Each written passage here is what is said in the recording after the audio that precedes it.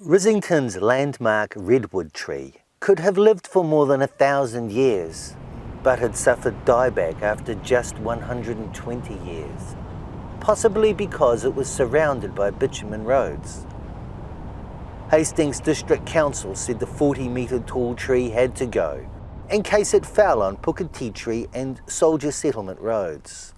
But locals had a better idea, deciding to turn it into an Anzacs sculpture. We thought of one soldier, but with the way the tree split, it lent itself to back. The sculptors have asked to not be named, saying they are just shy artists doing it for the love of it. To preserve their unique masterpiece, there is a maintenance budget.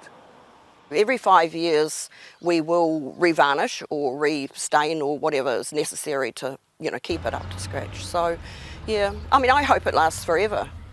Don't know.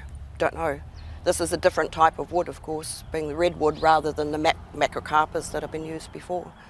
The tree is one of several planted at the end of the 19th century in Hawke's Bay. So, a long time ago, a man was coming from up Puketitri way on his horse, as you did in those days, with his wares to sell in town. So he rode into town.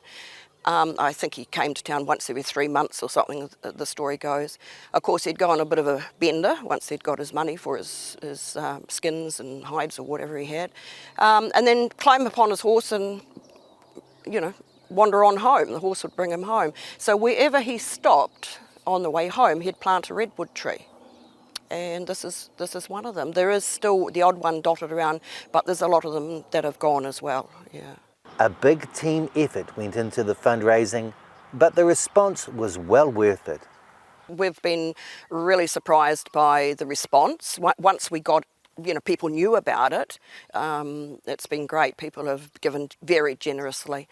Some firms, some private people, some just all sorts of people have given to it, especially people that have seen the start of it and know what the result is going to be. They're very happy to lend money towards it.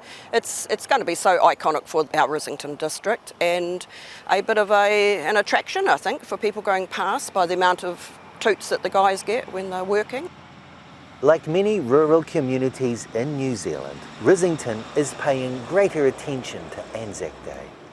We started up the Anzac services about 4 or 5 years ago, and since then it sort of was just a little community gathering, but it's actually got quite popular, and we have it at 11 o'clock so people can still go to the dawn parades and things like that in town and then come back out here, and we usually end with a cup of tea and a sandwich or something.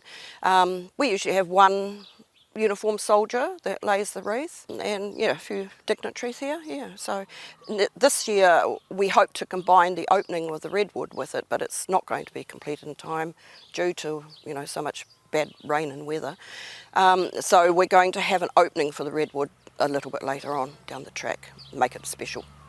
The whole traffic island will become part of the Anzac Memorial.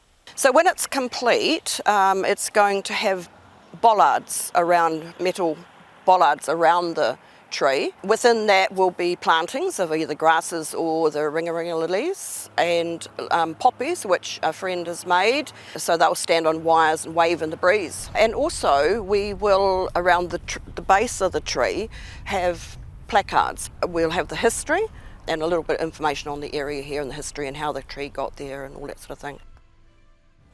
The Redwood Anzacs are within walking distance of the community hall. It is hoped future Anzac ceremonies may include a walk between the two.